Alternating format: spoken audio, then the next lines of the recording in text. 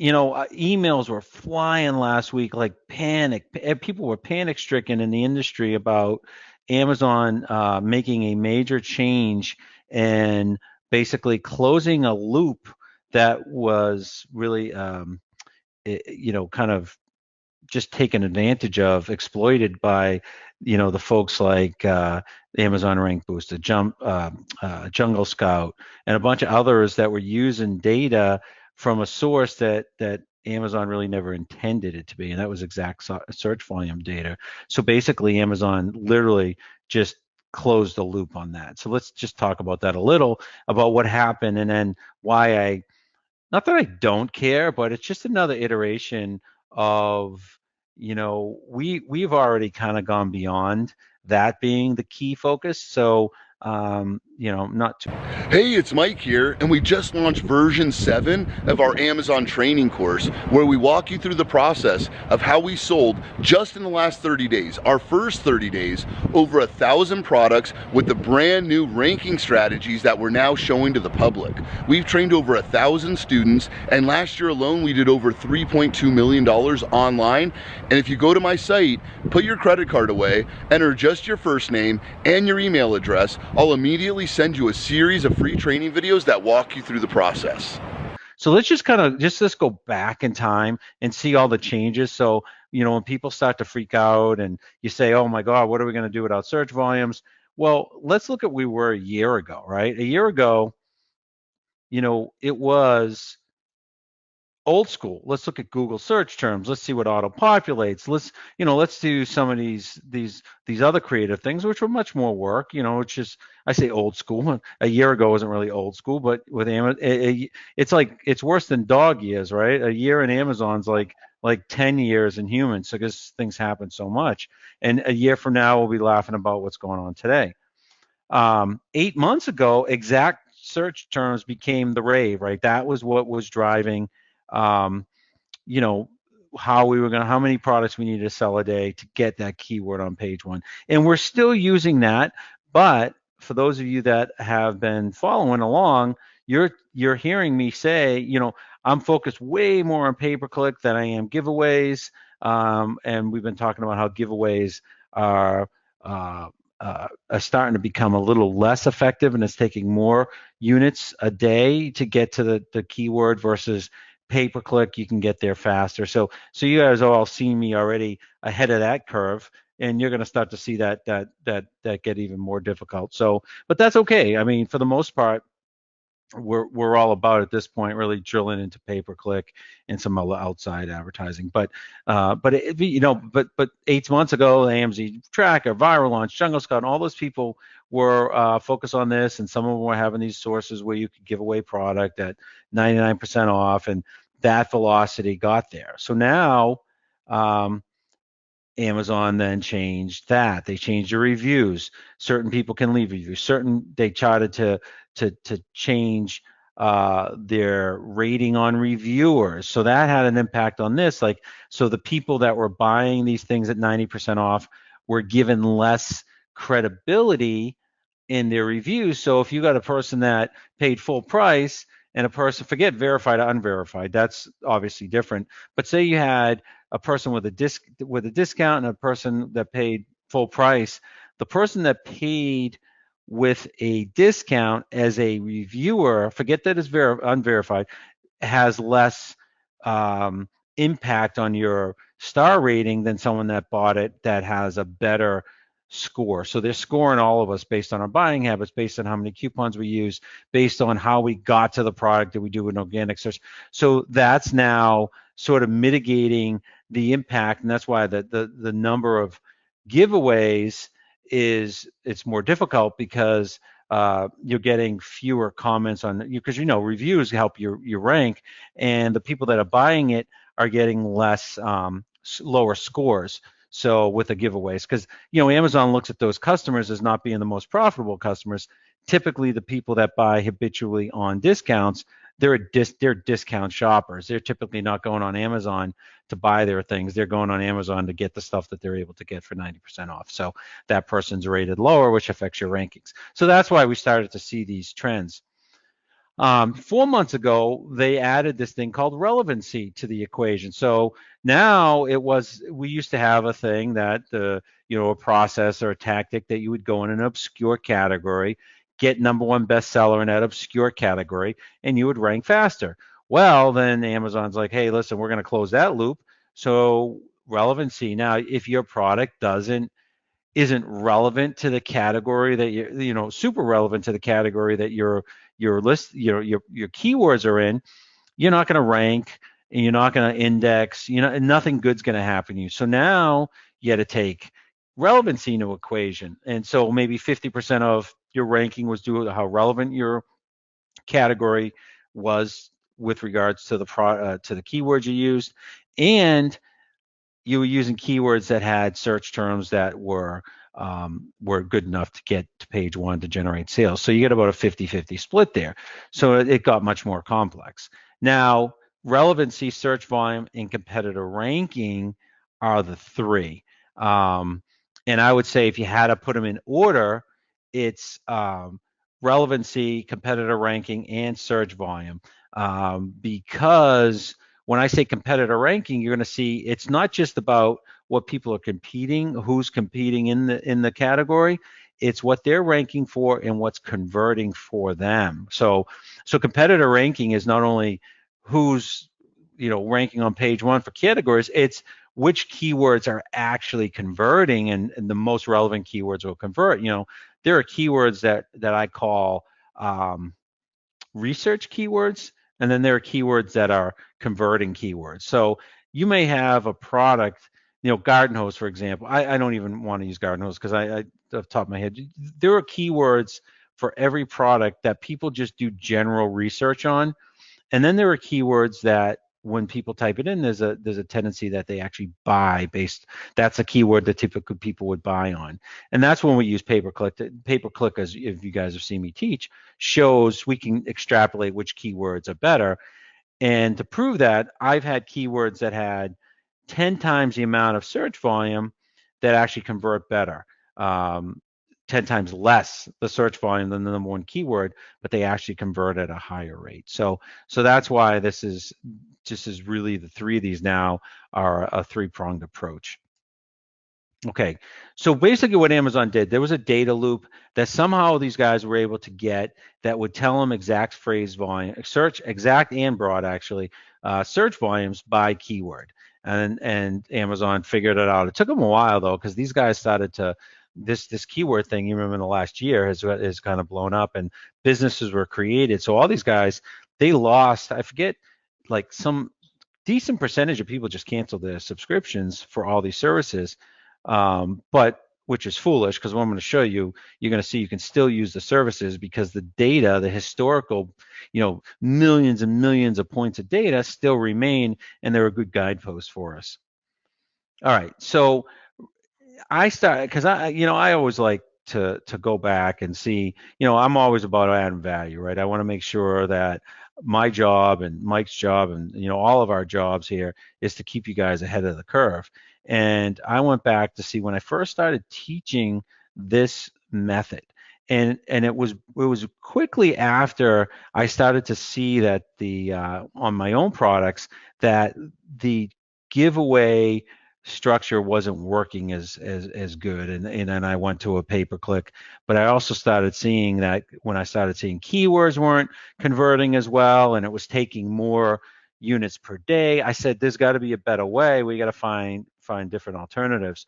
So I started teaching the competitor analysis perspective, where you basically well, let's talk about this for a second. We're talking about converting.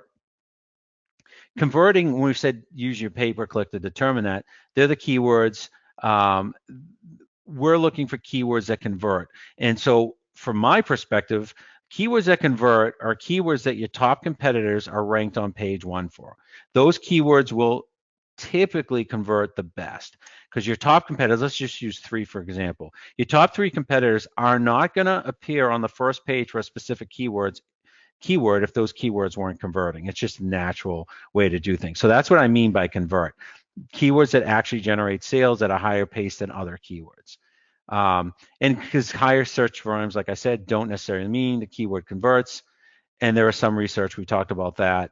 And the process that I started teaching solves for all this, right? It will show you the keywords. It will still use exact search volume as a guide, as sort of a directionally accurate guide. It's not the end all be all. And so what do I mean by relevant with regards to these keywords? If you pick the correct category, and we've shown you how to do that, you take your competitors, find that categories, and you want to match their category exactly. These keywords, now you're looking at the competitors, which you've already made sure you're in the right category. Their keywords that they're ranked for will also be the most relevant keywords. All right, so don't despair, please. I think I spelled that wrong too. Uh, Okay, so we talked about using this combined competitor ranking, and we use Amazon Rank Booster, and they had the Cerebro, and we would take in multiple competitors, which isn't unusual. I mean, that's people do that, but we added some of the filter techniques. We filtered them to get which keywords they were cumulatively. Each of them were on page one. Some might be on, they would you pick the range. I'm going to show you here live, and this is what we've been kind of going. In fact, last week I was using this when we talked about finding the keywords for your title. We talked about going and doing this because I was looking back at the videos, and this was the best way to determine the top 50 keywords. Top 5, 15, 50, if you remember last week.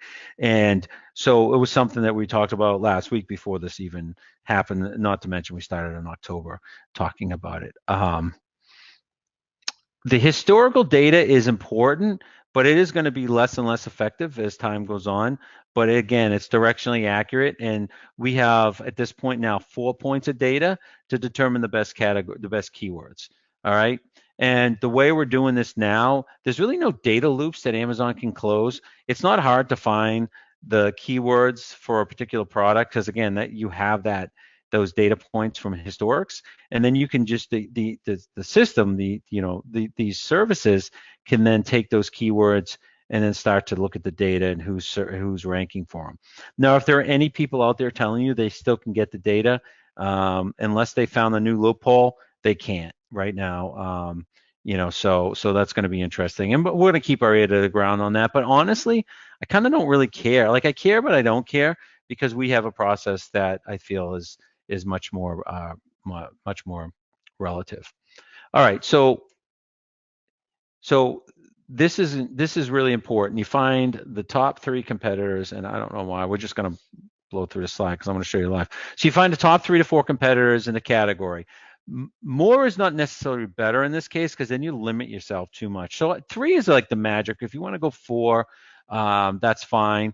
Now, if you're bundling, this process is going to be a little more complex where you're going to have to do a couple different categories, and you'll have to pick the top competitors in each of the categories that you're bundling so that you can then combine it and create a cross-functional listing.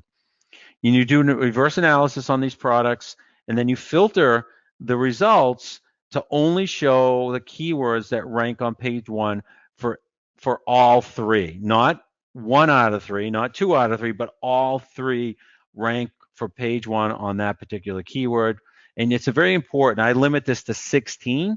This way I know for a fact that those keywords are on page 1 for every keyword, because a lot of times those keywords, there might be 24 on a page, 36 on a page, 48 on a page. I don't care. The good news is if you have 48, this keyword generates 48 results and you're focused on the top 16, that's good. That's going to be fine. This ensures you're always in the top 16 and you always will be on page 1. Now, I'm also currently testing the impact of using a number of sponsored ASINs and headline ASINs as an additional point of data to determine an optimal keyword. It may not be the best, most relevant. It may not be even the highest converting, but it might be the best entry point for you at launch. So I'm testing this data. I'm not going to get into it right now. I'll have more specifics on the results of it in the next few weeks. I'll show you the columns in a second, but for now, so basically what we're going to do is we are going to go two. So let's just use garden hose. And again, I did this last week. Um, so if you go to Cerebro, and you can add I forget how many you can add. Uh, so if we just look at the history, this just shows you. Last week on the 28th, I did a multi-search, and I did a multi-search on some other stuff previous to that, and I basically took the top three competitors. And I think you can put up to like 8 or something like that, but don't do that because again, it'll filter it so it'll be too. You need initially when you launch to cast a little bit of a wide net. Um, so you can add, I forget how many, but you add 10 more. We're not going to do that. So I have 3, pick a main one, then 2 other ones. And here are the 3. I then use search volume, but the key, well, not now, I'm sorry. I basically do position where it says position slash rank, and I go 1 to a max of 16, right? And that's it. That's all I use. I don't use any of these other ones. I use all of them. I'm sorry, I don't use all of them. I just use this particular one.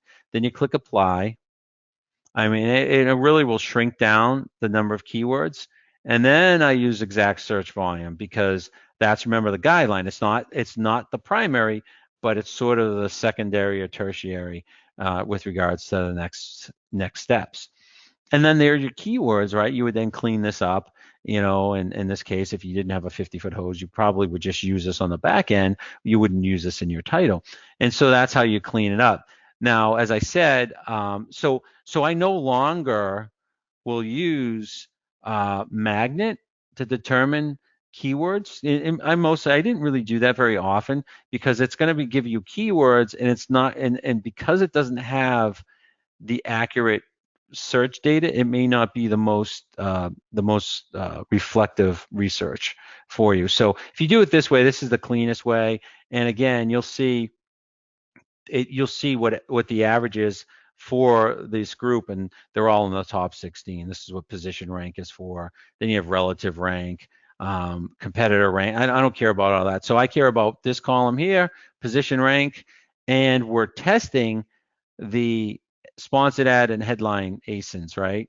To determine the competitor. And just real quick, look at this. So you have 100. So on Garden Hose 50-foot, there's 132 sponsored ASINs and 3 headline ASINs. Versus if you went Garden Hose, it's 590 and 30. So this is not necessarily represent what converts better. It actually does. It tells you the more sponsored ads and the more search volume and the more relevancy on page 1 is going to be a much higher converting keyword, right? Because these guys wouldn't be sponsoring these particular keywords unless it was. But it's not necessarily the best, like, it's not necessarily the best entry point from a straight launch. You might want to go into a launch with fewer competitors. Your cost per click on pay-per-click will be cheaper or whatever. But so these data points tell me 2 things: what might be a better point of entry and what absolutely is the best keyword. Now, obviously, if you look at, the different headline ASINs actually are an important statistic because those are people that have more than one product. There are more than 3 products, because you need 3 products to do a headline. So they're going to be bigger brands in there. But we're testing that to see how the higher numbers actually, what they represent as far as conversions and what the cost is and the ranking impact on taking one that may have fewer sponsored ads and seeing how that converts relative to how much you spend. So there's a bunch of different variables, and I'd like that to be our 4th pillar eventually. But for now, it's just we're going to be looking at relevancy. We are going to be looking at search terms, but as a guide, and now competitor ranking. So hopefully that makes sense. Now, I don't really screw around with these other points because they're just this. It just you then filter it too much. Now, the only thing I would do is you could limit the exact search volume, but we know now that going forward this is not going to be an exact number. So let's let kind of it fall where it does and go from there. So hopefully that helps. You're going to definitely be seeing a lot of things out there. People afraid of this, and it shouldn't be really a huge surprise.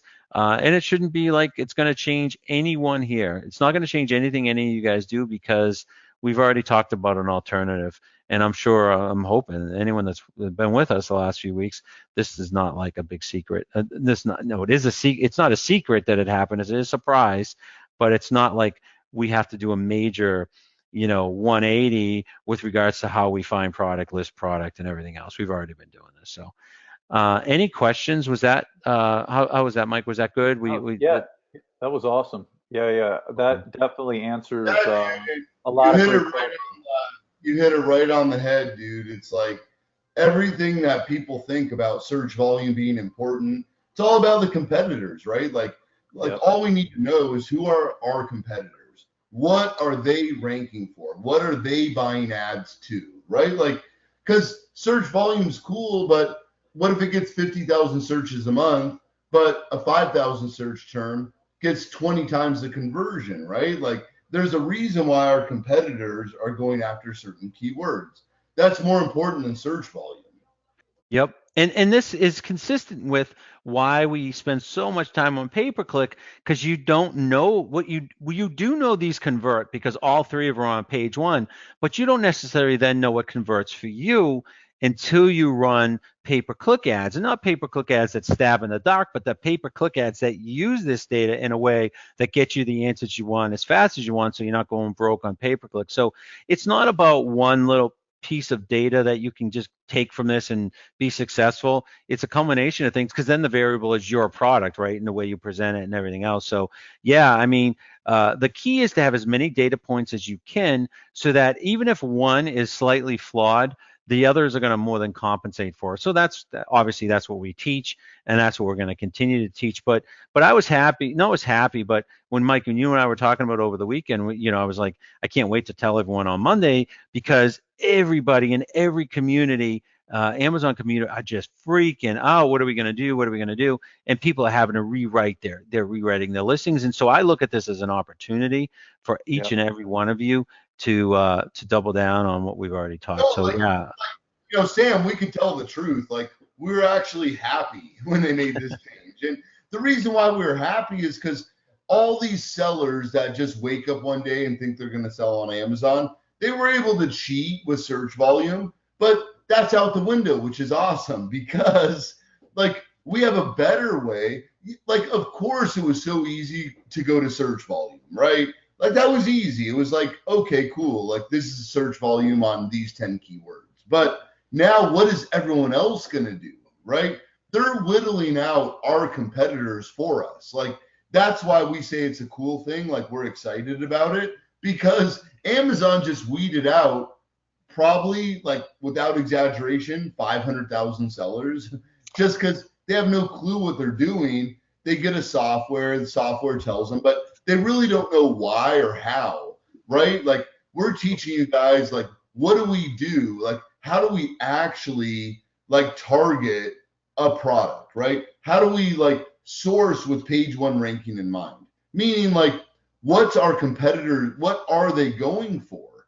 And the way Sam just showed, and, like, you guys might have missed how genius it was, right? Because it's like, who are our three competitors? What's the common thread of the keyword, right? Forget search volume. What's the common thread that those three competitors are all ranking for, right? That means that's a good keyword, right? Like, I don't need to know search volume. I need to know that my three main competitors are all ranking for this keyword. Now let's go to keyword 2, 3, 4, 5, 10. Do it that way, right? Like, because the truth is, because something gets 50,000 searches a month, doesn't mean it converts well. It means that that's what people are buying ads to based on searches. But what are our competitors converting at? That's what's huge. Yeah, I mean, again, the more data points and the more things we can do. And again, we get the advantage of, just personally how much we sell and how many things we're able to test, but also our students, right? I mean, we have so many students that are so active and that are killing it. Not to digress, but we had this amazing session a couple weeks ago on a Saturday where I had 5 students, and I was really excited. We're going to do it again in January, where I sat there and I went through each and every one of their pay-per-click campaign, right? And how they set it up, and then I made personal recommendations. And in 2 weeks, it's been really, really great to see the changes and how they've impacted the students. And so with that data, not only does it help them succeed, but it helps further validate everything that we're teaching and everything that we're seeing out there in the marketplace. So this is no different. We know this works. The other stuff worked. We always say this, like it doesn't. We're not like teaching the wrong stuff a year ago. We're teaching what worked and what was cutting edge then. And we're always months ahead of the curve. So the advantage of having so many people in a group really helps. Keep us even further ahead of the curve. So you got to listen to it, because you got to remember, like Mike said, there are people buying courses online that are a year old and they're not getting updated, and people are talking about search volumes and buying reviews still. So, anyways. Right. Hey, it's Mike here, and we just launched version 7 of our Amazon training course, where we walk you through the process of how we sold, just in the last 30 days, our first 30 days, over 1,000 products with the brand new ranking strategies that we're now showing to the public. We've trained over 1,000 students, and last year alone we did over $3.2 million online. And if you go to my site, put your credit card away, enter just your first name and your email address, I'll immediately send you a series of free training videos that walk you through the process. Exactly. All right. So And that's why you guys are part of the inner circle, right? Like, this change happened Friday. We're talking about it Monday, right? Like, this is stuff that's going to be on YouTube in 6 months. Guess what? In 6 months, it's likely going to be different, right? Like, that's the truth. Like, we will definitely have a different course in 6 months. And there's going to be people that are going to announce this change. Like, and I would love to see it, just because we're an army, right? We have 1,000 people in our inner circle. Like, I would love for somebody to say, anybody else out there that's talking about it 2 days later. Now, of course, the software companies, they're scrambling. They had 40% of their people cancel their software in a day. They're scrambling, but what are they teaching? They're teaching that the other benefits of their software. We're showing you how to eliminate that entire concern. Like, that concern means nothing to us. In fact, like, and I hate saying it this way, we're happy about the change, right? And the reason we're happy about the change is because it's everything, it's the backbone of what we've been teaching, right? Like, we're not like giving you a new vehicle. We're showing you how the old vehicle was amazing, and how the old vehicle is now more than any other process you could possibly do, only because it's based on facts. It's based on what are our competitors ranking for? What are they going after? Now, if they're already established and it's our 3 main competitors, like, how could we not want the common thread keywords, right? That's why Sam was talking about cross-referencing, right, between all 3 competitors or all 5 competitors. If you have 5 competitors that you know of that are all ranking on page 1 for a certain keyword, guess what? You need to rank for that keyword, right? And that's like our aggressive attack. Now, what are the outliers? What are the other keywords they may rank for? Maybe another competitor's not ranking for them. Okay, maybe we go after it, right?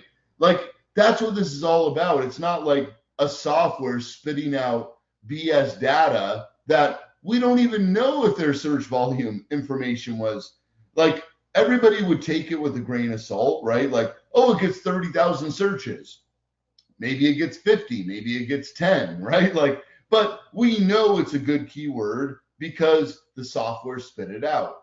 But imagine what everybody else is going to do.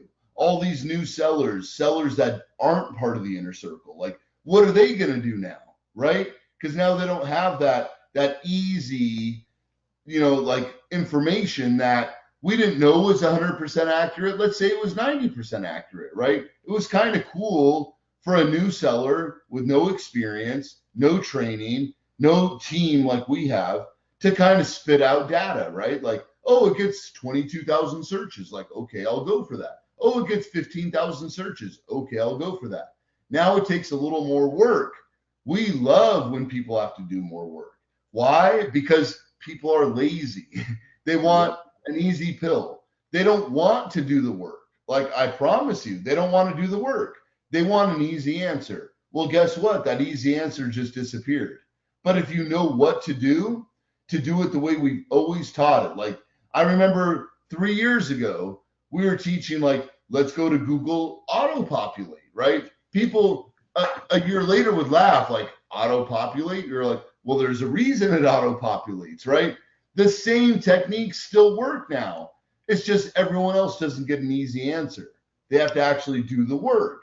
And we don't mind doing the work. That's why we're part of the inner circle, right? Because we work, we hustle. We don't take no for an answer. We don't settle for what other people say could be done or can't be done. We know we can go in any category, any product, anything that's selling on Amazon. We know we could immediately jump in. And I wouldn't, it's like arrogant to say crush the competition, but it's not arrogant to say we can compete, right? So that's what we do. And that's what you guys do. And that's why you guys are like a super strong part of our team. Yep.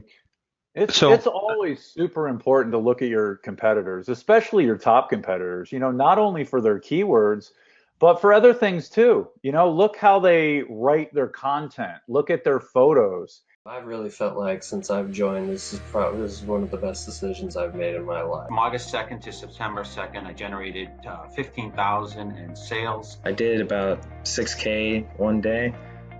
We set a goal of 300 sales in the first 2 weeks, and we met that in 8 days. Our first 12, 13 days, we've averaged just over $1,000 per day in revenue. Right now I've got 74 5-star reviews, bestseller ranks at 29, and I've sold in 45 days almost 500 units. We are moving about 15 to 20 units per day right now. We were #1 new release on Amazon within 24 hours. The last 12 months would have been in July. I reached, I guess, 6 figures. I've seen the result and I've been very impressed. Today actually is ironic that we're making this video because we hit our biggest numbers sales organically. We still made 150% on our investment.